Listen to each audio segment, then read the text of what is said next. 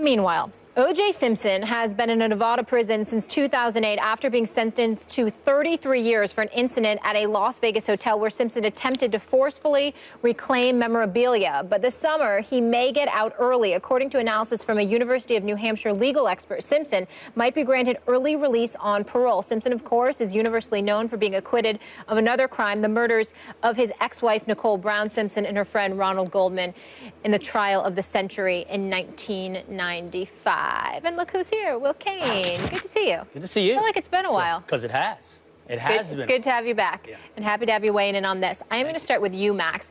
Do you think that O.J. should get parole? Yes, I do. Because in this case, he has to be considered, his parole has to be considered exclusively on the circumstances on which he was convicted. This has nothing to do, or shouldn't have had anything to do, with any relationship O.J. has to the murders of Nicole Brown Simpson and Goldman. Like that, the two things cannot be connected. Now, if you've seen O.J. Simpson O.J. Made in America, which was amazing, and I highly suggest you watch, especially this installment, especially that episode, where it went over in great detail the circumstances surrounding this particular conviction, and left me as a viewer with the impression that O.J. was kind of set up and railroaded and given much more time. And in this case, every excuse was made to give him as much time as possible for the crime for which he was committed. Now, I know what people are thinking. He did it, and don't let him out. He's a menace to society. Okay, but we live in a nation where there's a rule of law, and he was not convicted for their murders. This is something else, and it must be judged exclusively on the evidence and the circumstances of this case. Should he be paroled? If his behavior is living up to it, etc., if he meets the criteria for someone who should be paroled, the answer is yes. Hell no. I not only think he should be in jail, I think he should stay in jail. As far as I'm concerned, it wouldn't bother me if he rotted in there for the rest of his damn life. And yes, I am fully aware of the fact that he has been railroaded. No question about it. I mean, because stealing, trying to reclaim his own memorabilia, accusing him of terroristic threats or whatever it was. I think it was 12 counts and what have you. And ultimately, they reached the conclusion that he was sentenced to 33 years, eligible for parole after 9 years. Here's the reason why I think he should spend the rest of his life in prison. Because he's an idiot, that's why. Idiocy to this level, when I firmly believe that you are a double murderer. I firmly believe that you killed Nicole Brown Simpson and Ronald Goldman. I firmly believe that you laughed in the face of the system, you mocked it, and instead of having the decency to walk away because the trial was turned into something else due to the greatness of Johnny Cochran and the ineptitude of Marcia Clark and Christopher Darden. The bottom line is you had an opportunity, an ideal opportunity to chill out, walk away, and go on with your life. And instead, what did you do? You laughed and mocked Ronald Goldman's family when they sued you civilly and won about $33.5 million, but your money was protected and they couldn't reclaim all of this stuff. And I want to make sure I emphasize this.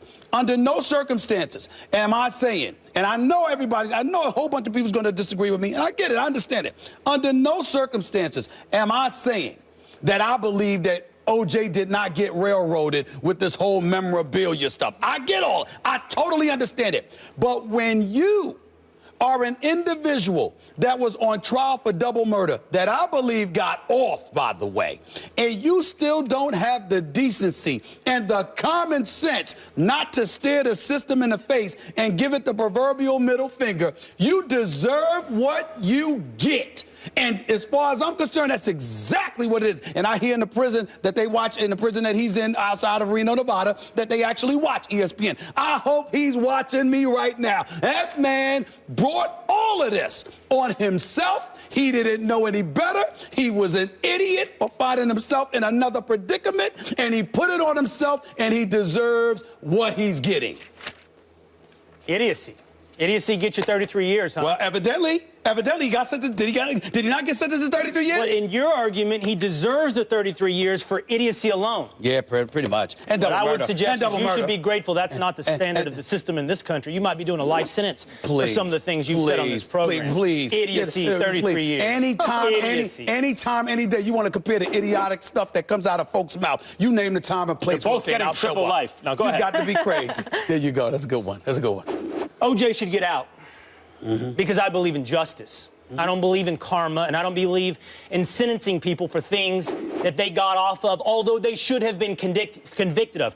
We all seem to agree, as any rational person does, that OJ killed Nicole Simpson and Ron Brown. Clearly, he is, outside of the United States justice system, in all of our minds, in any rational thinker's mind, a murderer. And by the way, beyond that, he's a sociopath. It's an absolute travesty of justice that he got off in that trial in the 1990s. And in fact, if somebody should go to jail, it's the jurors in that case who relied on the concept of karma over justice to let him off. They were getting the LAPD back for its history of bigotry. They were enacting karma to get back at racism to let a murderer off. I'll respond to that, by the OJ way. What I'm made in America. suggesting, I'll respond good documentary, I Max. will respond to that. But here's the thing, Stephen A. Two wrongs don't make a right. Don't use the same rationale that those jurors used to commit an injustice to do another. Karma is not the way you should live your life.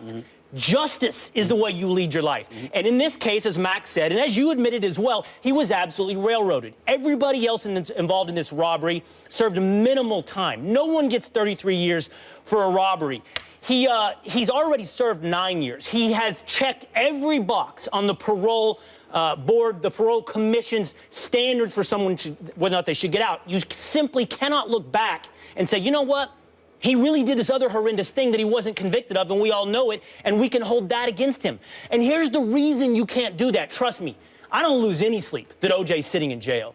I don't feel sorry for OJ whatsoever. But here's why you can't adopt your idiocy standard. Here's why you can't adopt the karma standard. Because then it could apply to anyone at any time with no rules whatsoever. It could be held to you or me or Max, anyone. May I get to Max, respond? I'm sorry, but it wouldn't apply to you. May I get to respond? Of course you're going to get to respond. Because you've conceded you believe him to be a double murderer. Yes. And a sociopath. Yes. A double murderer and a sociopath should not have any other form of justice, in my estimation. I respect the fact that you believe differently, but don't call it idiotic or anything of the like, because there are people who feel differently than you when it comes to that regard. You are absolutely valid when you point to the fact that, under our justice system, blah, blah, blah. But under our justice system, look what happened. And oh, by the way, while you call out folks on the jury who let him off, in defense of they should be. In defense of that jury, my response to you would be something simple. Perhaps if you were a brother or sister that struggled the way that they struggled because of the LAPD at that particular time and times before that, no. Maybe no. Wait a minute. You are not. You haven't suffered the way that they've suffered. No.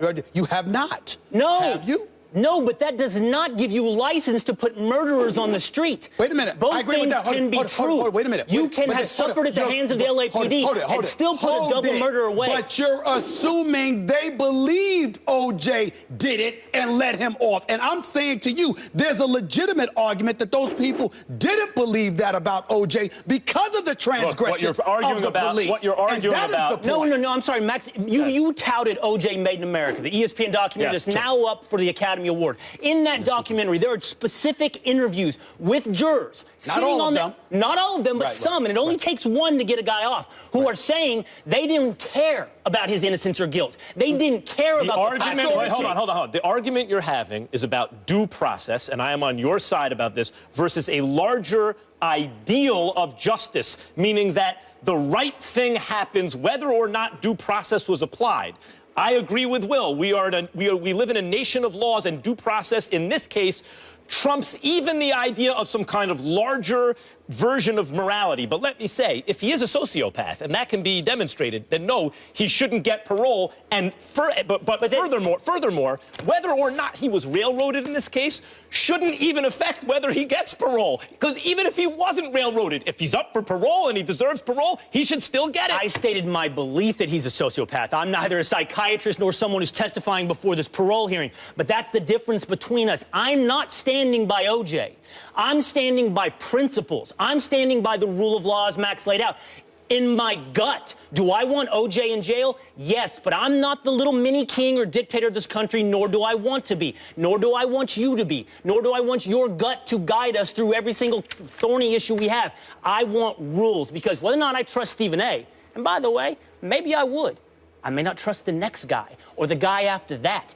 That's why I put faith in rules. They're not infallible, Stephen A. Right. They get it wrong. Right. But I'm going to stand by those over your gut or anybody else's gut. But my response to that is this. That justice that you're alluding to, I would find to be a more favorable point of view if it was discretionary, if it was something that was fair enough and applicable to all folks. That hasn't been the case when it comes to the African-American community. I am a black man, and I'm here telling you that black individual known as O.J. Simpson deserved to be in jail because of his stupidity, deserved to be in jail because he wasn't stupid enough to lay low and be quiet after he killed 2 damn people. I don't give a damn what happens to him. That's me. But that same level of justice that you're saying that I'm absent of, to me, I look at it entirely differently, because I'm saying to you, there are white individuals who have committed egregious transgression, and justice wasn't accorded to them, and I'd say the same thing about them if they were in O.J.'s situation. So if I'm going to say it about them, why not say it about O.J. Simpson? I am being even-handed. I am engaging in justice. It's just that my definition of justice is a little bit different than yours. Yeah, because your definition of justice is solely withheld within the mind of Stephen A. Smith. And that's not true. Until you're king. That's not true. Until you're dictator, it won't matter. It's in the minds of history. Because historically, we've seen it exercised unfairly. Stephen A., I am not denying what you're talking about. I don't deny that the rules of justice have been unfairly applied throughout our history.